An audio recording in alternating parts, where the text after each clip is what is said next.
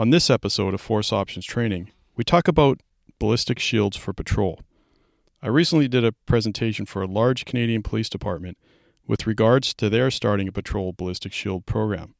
So on this episode, I flip the mic and I get interviewed regarding this and suggestions I made regarding either starting or revamping your patrol ballistic shield program. All right. Hey, Danny.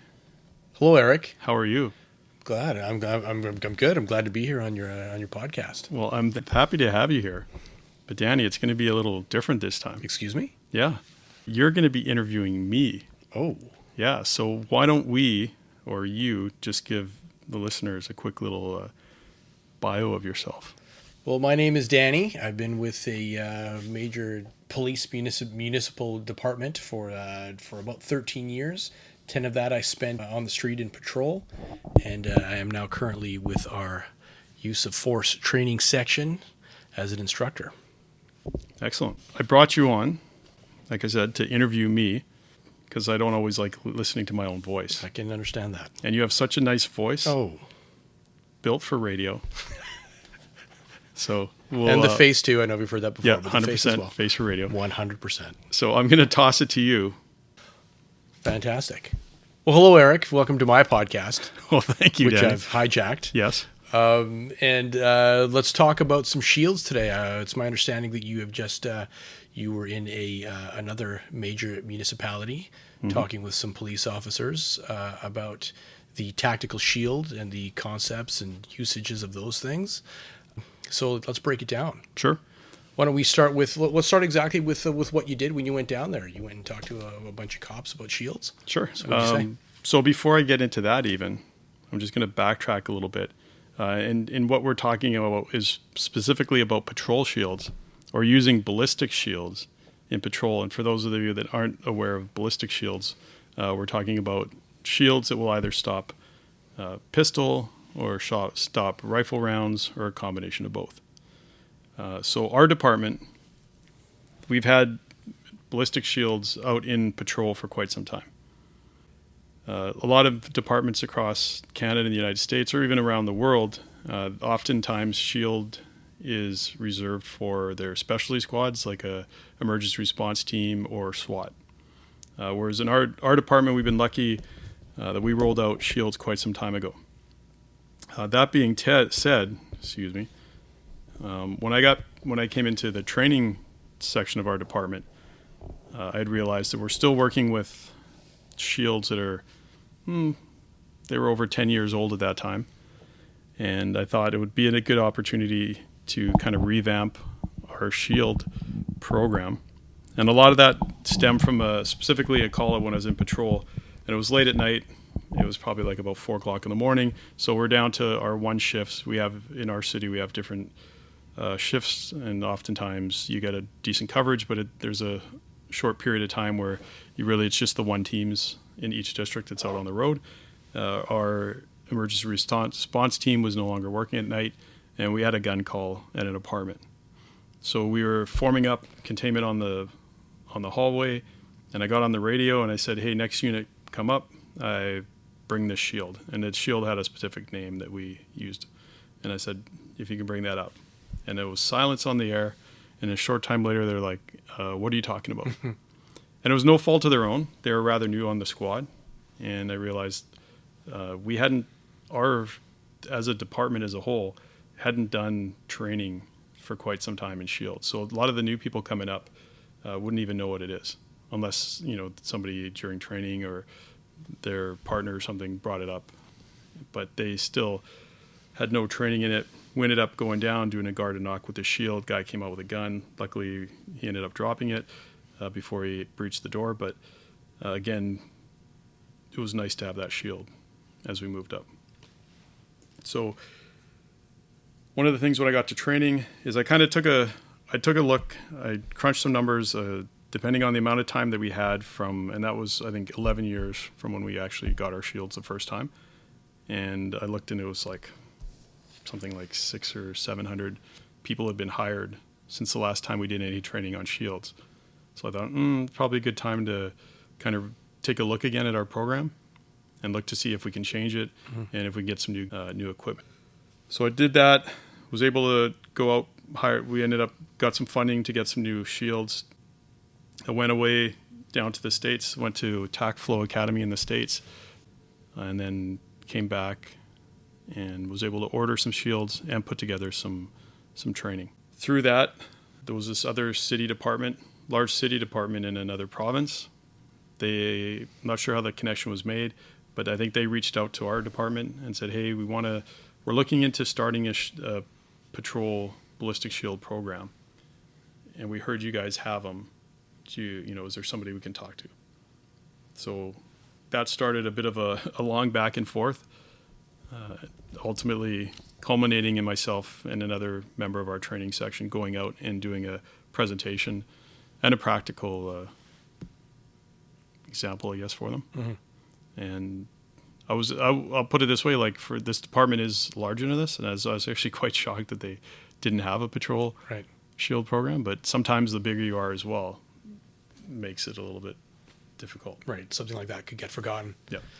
Now, can we just back up real quick and just in terms of the shield, for those who do not know what a patrol shield is, sure. I'm sure there's people out there who kind of are picturing like a large clear plastic shield that you'd see like say in a riot unit or something, yep. or the big giant wall with the wheels on it that maybe like a SWAT team or an ERT team would use. Yep. What is a patrol shield? What does it look like in? For myself, a patrol shield is just a smaller version of what you might see a specialty squad roll out. Right. You have a different variation in size. Yeah. Why I see it as being a little bit something a little bit smaller, something lighter. Mm-hmm. But you have two different types. So you have a shield. Well, for the most that we would look at in patrol, you would have a level 3, which is a rifle rated shield. And I think there's a certification company in the U.S. That does all the testing for ballistics and vests and stuff like that. So they rate them, and I think they've moved away now from the level, like registering them as like a level 3, and they just say it's rifle rated. Rifle rated. So it'll protect from rifle. Yeah. And then there's something like a 3A, which is pistol rated. Mm-hmm. So a big part of it also is understanding, and this is if you're going to put together a program for your department, is look to what are your biggest needs. Mm-hmm. Like, are you check to see, are you more worried about people with pistols? Or are you worried with rifles? Mm-hmm. So if you think about maybe somebody in a more rural area or something, that you're a lot likely you're going to be up against rifle more often than say, maybe in a somewhat urban environment where you might be dealing more with pistols. Right. So that's and those are shields that will be utilized by patrol in specific situations. Right. So it's a smaller shield. Yep. And most likely rated for rifle for the most part. And I think now, my personal preference if I was starting a patrol program would be just go for the rifle rated. Is there a difference in weight? Minimal. Minimum weight. Okay. So that's important. Yeah, for me, and it really depends on what you're using for, but for me, to encourage patrol is make it light. Mm-hmm. Absolutely. Because some of you can get bigger shields and they're heavy. Obviously, the more armor, the heavier they are. With the changes and the advancements in ballistic material now, it gets lighter. Yeah. But if you want people to pull that shield out, if you want them to bring it up to the floor when they're working a containment at a call out or something in an apartment building, you got to make it light. Absolutely. No one's going to carry a big heavy shield up 3-4 flights of stairs. No. And if you think too, gone are kind of the days when 40 years ago when they had a height and a weight restriction, you had to be this 6'5" and a gigantic person to work here. So it's like, hey, grab that 40-pound shield. Okay, boss. And they, carried it up. But I find the lighter, the better, especially with the increase in ballistic protection now. Yep. You can go lighter. Good. So that makes sense. And I guess some example of that, when I was down in Arizona on this TAC Flow course, and that's a company that puts on it's one of a few companies that puts on a shield, ballistic shield course. They were testing out a new shield, and I think it was a Paraclat or Paraclat Vanguard shield, and that was level 3, which is rifle rated, and it was 14 pounds. Wow. Yeah. So, and that was with a viewport. Mm-hmm. So it was now something to keep in mind is a level 3 shield or a rifle rated shield will cost you more. Right, of course. Yeah. But, I mean, you're paying for protection. Yeah. And if you, in Canada alone, 2023, so last year in Canada, we had 10 officers die on the line of duty. And that's not including the officers that were injured and survived. And many of those, and quite a few of those that year were shot, including those 2 Edmonton officers that were killed outside. So why wouldn't you have a SHIELD program? That just makes sense. Yeah, absolutely. Which kind of brings me into, I guess I'm going to skip ahead here. But one thing I noticed when I went to these other, and I've since that I've been called by another department as well, that's also asking the same thing, that wants to start up a SHIELD program. And it's surprising some of the questions that they get from higher regarding SHIELDs. And I think a big part of that is they think they're gonna give their officers SHIELDs, and then they're gonna think they're ERT or SWAT and start going crazy and running around. Well, we give you ballistic vests, we give you guns, we give you cars. You're not going to give them a piece of additional protection? Absolutely, yeah. I don't know. So is that going to change their mindset? No, it's not. No. So if anything, I always say, and this is something I picked up from the courses and from doing this, is you're not really changing your tactics. You're just adding extra level of protection. Absolutely, yeah. So if you're going to do an officer down rescue, which would be one of the things that, you definitely benefit from having a SHIELD. If you're going to do one anyways, why would you do it without a SHIELD? Right. So that's kind of my no-brainer, really. That's kind of my argument to that. Some of the resistance that we get. That makes sense. So you're finding that a lot of other departments are approaching you and asking you about these SHIELDs? I've had 2 in this year, and both larger departments. Right. So it's funny. It's such a simple concept, or a simple piece of equipment. Really, it's something that a lot of departments don't have. And before I went out, they told me, hey, we're going to get you to do a presentation, and there'll be some people coming in. And when I got there, the next day, there was like 40 people. I was not expecting it to be that that full, but it was everything from, they had, because they run their own academy, so they had people from the academy. They had their trainers. They had their emergency response team. They had all that. So that's all their things. Finance team's probably there. Finance. No, it was even WorkSafe. Like of course. Their version of WorkSafe. Well, let's talk about that. So you went down there to do your presentation, but in preparation for your presentation, you went to Arizona and did your course. What were the things that you did with the SHIELD on the course that prepped you for that presentation? So the course I did before we kind of revamped our program here. And really a lot of it was because the majority of the people on that course were like emergency response team, like SWAT guys. So, but a lot of the stuff we were doing was more dynamic in terms of entries and even like hostage rescue and stuff with the SHIELD. Oh, okay. But we did include like vehicles, like we did work on vehicles in buildings, a lot of hallway movement, a lot of entry movement, stuff like that. But the big thing I took away from that was a couple things. Is again, like you're using your tactics that you already have. You're just implementing a SHIELD into it. The basics are still there. It's still a level of safety. It affords you the protection, but there was one other thing. Basically, how the one guy did it when you're dealing with the SHIELD, like the SHIELD's first. The SHIELD's between you and the threat, and it's kind of like putting the tank before the infantry. Right. So, just working that, and they do some shooting where you shoot with the SHIELD, but also where you're holding the SHIELD and your partner shooting. Right. So we did that as well. And that's kind of what we've adopted here for patrol and that's through like going through this revamping, sitting down with our subject matter experts in the emergency response team and our training. So that's an important thing too. Like if you're going to do that, just don't go patrol. Don't have that silo like, hey, our force option guys, we're going to make up some tactics. We went on a course, we're going to do tactics. If those tactics are completely different than what your emergency response team does. Right. So you want to make sure that you guys meld, like you're using the same concepts and the same tactics. That everyone's on the same page, for sure. So then it just carries over. So that when they show up on a call and you've already deployed it, you have a SHIELD on there. It works for them because now they might not have to pull up an extra SHIELD. So they know you have a SHIELD on store, and if you did have to use it, they know you're working together. Yeah, the movement, the wording, everything's all the same. Everything's the same. So that's a big part, and I think that alleviates some of the fear. Right. From some of these other sections that are like, oh my God, well, we don't want to give them SHIELDs because they might do this. Right.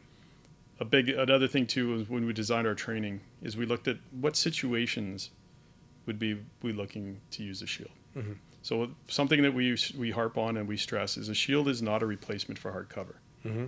Like anytime you have the opportunity to use hard cover, you're gonna use it. Mm-hmm. Now a shield, what we kind of, and it's not parameters, we didn't put parameters on it, but in our training and what we stressed is, hey, these are situations where you might be using a shield in patrol. And everything goes back to safety priorities. Again, and that's if there's an immediate threat to a victim or the public.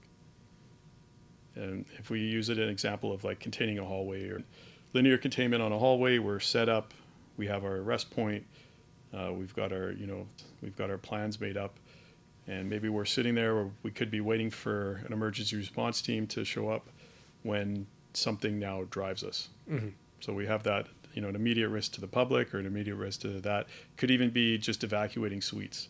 So maybe it's a gun call and the suite next door, you can't get a hold of them, or you want to evacuate them, you're going to do it safely. And can you paint that picture? So what would that look like? So say exactly what you just said there. We want to get that person out of that suite. We know the bad guy's down the hallway a little bit. How are you using that shield in, say, a group of 4 or 5 people? Or? Yeah, so for our, ideally what we came down, and this is again speaking with like consultation and kind of coming up with the tactics and solidify them and formulating them, is we kind of just do if ideally a 3-person pod. 3-person pod. Yeah, so you have and our kind of thing is, and again, this is something that we kind of developed, and it's not exclusive to our department and every other department, but we kind of decided upon, hey, the shield person should be the shield person. That's their job. Just one job. One job. Hold the shield. Hold that shield, and then you have your lethal. You could have a less lethal. You could have a team to come down. Like if you had an officer down, you could move down, body bunker them, pull them back. But you're the shield person. You're holding the shield. Right. And then you have lethal. You want at least a lethal coverage with it. Now, we did give them in our training when we did it, we did give them familiarization with shooting off a shield. Because in our course of fire, we do have a one-hand shooting in course of fire. Mm-hmm. So it's not something that's completely unfamiliar to them. So we're not teaching them anything new. Now it's just you have a shield in your other hand, but you can actually push that shield against that hand. And that's kind of worst case scenarios. Maybe you don't have the numbers, or you're blocking it, you're holding a door. You don't have enough people to have a lethal with you specifically, and now you're maybe just lethal on that until right. But the whole idea being, and we kind of put this in training, is you're doing this because you have to temporarily move away from cover. Yep. And then back, ideally coming back to cover. Mm-hmm.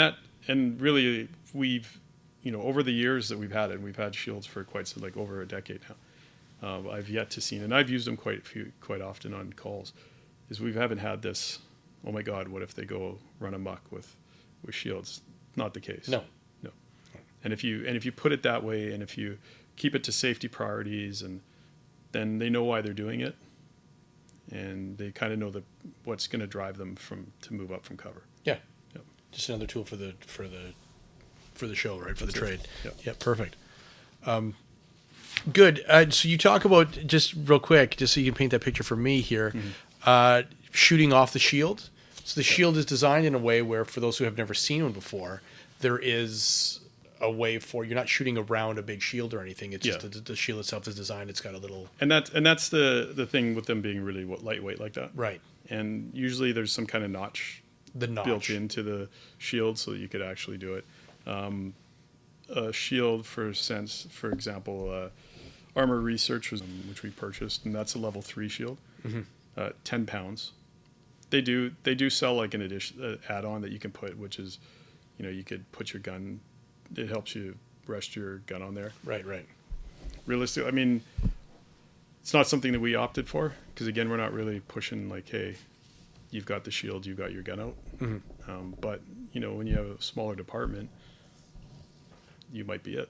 Yeah, exactly. So, exactly. You might need to. So you got nothing. And again, that's knowing your department, knowing your needs, and looking at your stats, and seeing, hey, what's going to be best? Like, are my guys going to be out by themselves? Like, is it going to be half an hour for their cover to get there, or are you in an urban environment where you have cover there pretty quickly? Mm-hmm.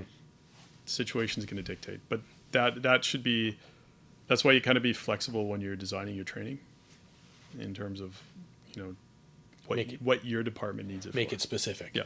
Right. Right.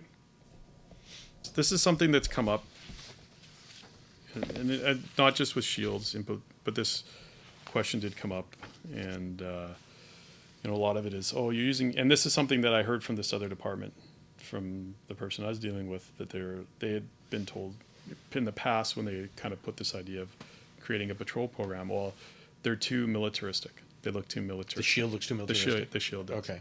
And again, that's an argument that it's a bit of a pet peeve of mine, because I was in the military. I was in the Army. Never used a shield. Right. Never even saw a shield Right. in the Army. I know maybe like JTF 2 might have them or something. Right, I don't know, right. but it's not something you look on It's not no. regular Never guys see not that. using a shield. Absolutely. Yeah. And also, it's not like patrol members are walking around with a shield on their arm No. all day. Yeah. No, they're pulling it out in a situation where you're going to need the shield. Yep. And militaristic or not, it's an important piece of equipment that we need to keep them safe, right? So if Yes. you're going down the hallway, someone's shooting at you, who cares if it looks militaristic at that point? Especially if you have to rescue a member of the public Absolutely. or another officer. That's the down priority there. Yeah. Yeah. Looks is And one thing I did, like when I was on that course in the States, is because you would take turns. Sometimes you'd be the officer, sometimes you'd be the bad person, or sorry, the subject. So you're sitting in there. You knew the guys were going to come in the door. Right. You knew where they were coming from. All you had to do was wait for them to breach that door, and you were going to shoot them. That's it. You knew two guys. Two people are coming in. They're going to come through that door. You're sitting there, and it's like all you got to do is shoot them. And 9 out of 10 times, you were still shooting the shield. Right. That shield, they bust that door open, they come in that thing, and you're shooting at that. You're right. So it's like the same reason why we train shoot center mass. Under stress, That's where that you're going to person's go. going to shoot at the That's where biggest your eyes target. are going to be. Yeah, right. And that's that police. And then especially when you start adding lights onto it, Yeah. like if you put on like an aftermarket light or something like that, like it really floods it. It's a tactic. Again, it's up to your department if you want to use it or not. But the same idea. If they're moving down a hallway, and if I were to step out, and we did some training on this recently with some marking rounds, and the officer down, they shielded up, potted up, started moving down, and then I specifically had the subject pop out when they were just setting up to do the body bunker and move the other officer back, and then pop rounds and with marking cartridges. First of all, I wanted them to feel confident that you've got a shield, but sometimes, and this is something I noticed when I was on the course, is the first time you're shot at holding a shield, you're reacting like you don't have a shield. Yeah. And then you're like, oh no, hold on, I You actually almost have want a to turn shield. your back, right? Yeah, You or run you're, away. or you're Yeah, moving away, and now Yeah. you've got somebody next to you. And Yeah, right. So I like to put them under that with marking rounds, just so that, because they've had the practice of doing it in scenarios, they've had a practice of movement in practice, but now let's put some marking cartridge on. Let's do some force on force Add a with little it fear to it. to see how they react. Yeah, right, So that right. they realize, like, hey, I can't. I've got people on my flanks. Yeah, I got to I gotta right and stand my left ground next here. to me here. So Yeah. I've got a shield. They're shooting the shield. Just breathe. Trust it. Yeah, Right. trust Yeah. the shield, which is a big part of it. So that's another thing to. That take would be nice, and I know most departments their budget won't allow, but it'd be nice to have a shield and shoot it with a bunch of rounds and have people just see, okay, it will stop. I can trust this piece of equipment. Yeah, and most of and you could as well, like when you purchase it. I'm sure if you ask the shield company, I'm sure they have a video. 100% they have some kind of video that That'd you be- could that'd be training helpful. video. But there's nothing like the real thing. Seeing it. Of course. Yeah. So, in your opinion, a piece of equipment like this is an essential piece of equipment for any police department. 100%. Right. It's 2024. Yes.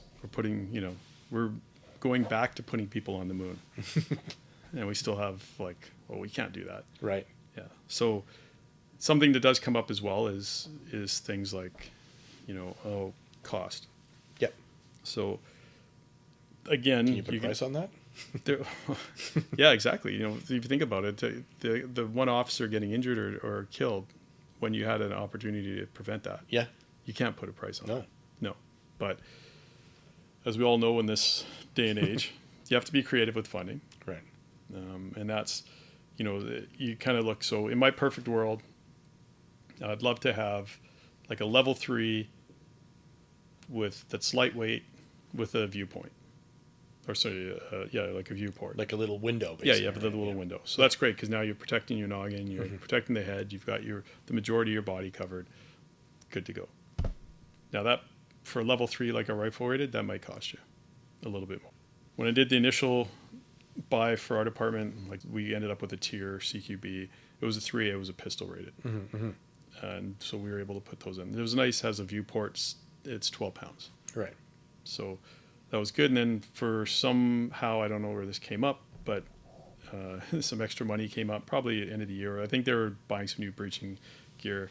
We were able to purchase some more shields. So we ended up getting a level 3. So ideally, after going down to Arizona, I wanted to get that level 3 that was like 14 pounds rifle rated. But again, it was probably double, triple the price from the other one.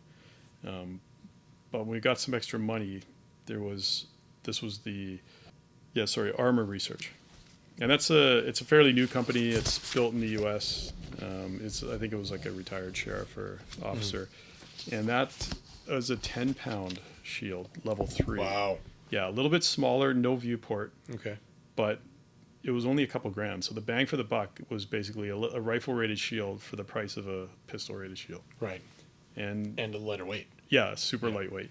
And the nice thing about that, so you give up that little bit of not having a viewport. Also, it's almost essentially like a big hard plate. Right. So as opposed to like it's not built into the like an actual shield. It's like a large ballistic plate put into a kind of bag or like a. Right. Yeah. I'm trying to think of the word, but I'm lost for words right now. Right. I see what you're saying. Yeah. So it's like a unit that you would slide. Yes, you slide it in so that if you had damage to the case, you could just replace the case as opposed to the actual. Right. And is it almost like a Kydex, itself. Almost like a hard nylon of some kind? It's like a tough nylon. So you'd notice that it's like holding a shield. Right. But the actual plate's inside. So it's like, well, this is actually quite simple, but again, that allows for it to be lightweight and inexpensive. Awesome. So, that's something you got to bounce around. Like, ideally, I'd love to have a viewport, but if I can't afford it, if it means I'm getting nothing, versus getting something, you got to go with what, ultimately what you can do. If you can add it into your training budget, if you have some kind of, like some departments have a foundation where they get people to, people that will donate money to put towards equipment. Yeah. Some provinces or states, I know in the States, they have a lot of like proceeds of crime. They've done seizures on cash or cars. They sell it. And then there's money that's out there that you can put grants in and stuff. Yeah. So find it. Find it. Yeah. You need it. Like times are changing. We know this. We've seen this in the last 10 years. Even though we're a Canadian city and people think there aren't a lot of guns in Canada, that's not true. Yeah. We're just lucky we're not getting shot. That's exactly right. Yes, we're seeing more and more. There was a time where 9 times out of 10 it was an airsoft gun or whatever that is, but that's not the case anymore. Things are changing. They're changing all over Canada, especially all over North America. We're seeing it in the States all the time. And it's super important. Yeah. And what price do you put on an officer's life? Right? Absolutely, 100%. Like we're spending money on other kinds of equipment. I get it. Things that are mandatory and things that we need. Yep. But cool new radios, that stuff's great, but day to day. Body cams, all that kind of stuff, but they're not really saving a life. Yeah. Well, arguably a radio could, but to get in your location, but a shield and having it in a car, either your vehicle or having it in a sergeant's vehicle where everybody knows where it is. That's the thing. Yeah. That's the key. You can have this gear, but if it's tucked away in an office somewhere that no one can get at, but if it's on the road with you and nearby, that's huge. And the fact that it's so portable makes it available. Yeah. And that's something, again, is every once in a while you got to inspect your gear, make sure it's not getting tossed around in the trunk. Like have a good spot for it, have a case for it, put it away and just let people know it. Yeah. And then adding it. So we did our initial rollout, we have like these cycle training days, all the patrol. So we did that. We redid the tactics on it, and it wasn't a big. It was just we did kind of sort of looking like a rotation where we had different circuits of different things that we're working on. Little stations almost. Yeah, right? and patrol and the shield was just part of it. You don't have to again. You're not creating you're not really doing new tactics. You're just adding to your tactic. Right. So it doesn't have to be this big complicated thing. And that's why, and then we revisit it in different training. So like I said, we had some patrol training in the other night, and we revisited some shield stuff. So we put the shield in there. You know, we've even bought it out on, you know, taser research. And it's like, hey, you've got a call. Would you ask for anything else? And if they're like, yeah, I want a shield. It's like, oh, look, we just happen to have a shield here. Right. So you can integrate it into all the training and continue training. And that's where, you know, but that's kind of an advantage if you have your own academy. Right. Because you can start it from day one. Right. Or early on in their use of force training, and you can integrate it everywhere. Yeah. You can add it into, you know, you teach it to them, and then again, there you go. You're doing scenarios. Oh, hey, you got a shield. Now it's becoming, you know, just the norm for them to ask. If, you know, hey, you got a gun call, person's in the house, or they're setting up containment, or you got a high-risk vehicle stop or something. Now they're just like, hey, can I get a shield? Right. And everybody knows it now. So we don't end up where at the start where we were when I was asking for a shield. Yeah, and the person's like, crickets. Right. Oh, sorry, a what? Yeah. I was like, I'm just open the trunk. You'll see that case. For something. I go, there. bring it up. Yeah. And that's what they did. Now, did you find that, now with the cycle training that you were talking about, where you brought in basically the whole patrol department, right? All the patrol units coming in. So you've got new people, you've got seasoned vets who've been on for 20 years or more. Yes. Did you find that they were quite receptive to the fact of working with a shield, or did you see a lot of people being like, you know what, I'm probably never going to use this? No, I didn't get any negative feedback. I got good feedback from everybody. And good buy-in, because the crusty people that would have been on the road for the last 20 years would have had a version of this training. Right. So it wouldn't be the first time they've seen it, but it would be the first time they revisited it in quite some time. Right. When I was on the road, I used them quite a bit, like at least just bringing them up to the You used shields, but they were a different shield than they this were a one, different right? shield, yeah. Yeah, so, and you found that what you're looking at now was much better and much different. Yeah, much easier to use. Yeah. Offers more protection. Right. Yeah. I guess the shields that we had for the time seemed to be like the top, like the big new thing at the time. Cool gadget. Yeah, cool gadget at the time. But I'd say they've run their course. Right. Yeah. So. Well, I've seen the shield. Yes. I've worked with it. And what I really liked about it is the simplicity of the shield. There's no moving parts. Yep. It's just a big hunk of bulletproof material that I can put in front of myself and keep people safe. Yep. And that I really appreciated that. Whereas the shields I've seen in the past are a little more complex, a little more movement to them, and didn't feel as that I was getting quite the coverage. Yes. No. Yeah, there was a big gaping hole in where the head was. It seems weird. And how they and the weight and how they expected you to hold it. And exactly. Your arms are shaking. And shoot from it. And I was like, no, I don't think I'm taking that shot.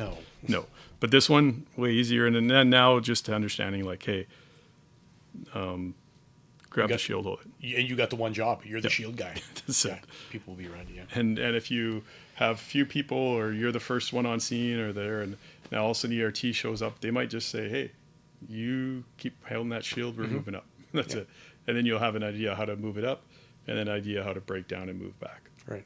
So it's pretty simple stuff. Doesn't have to be rocket science. Let's put it that way. It shouldn't be. We're cops. That's right. That's right.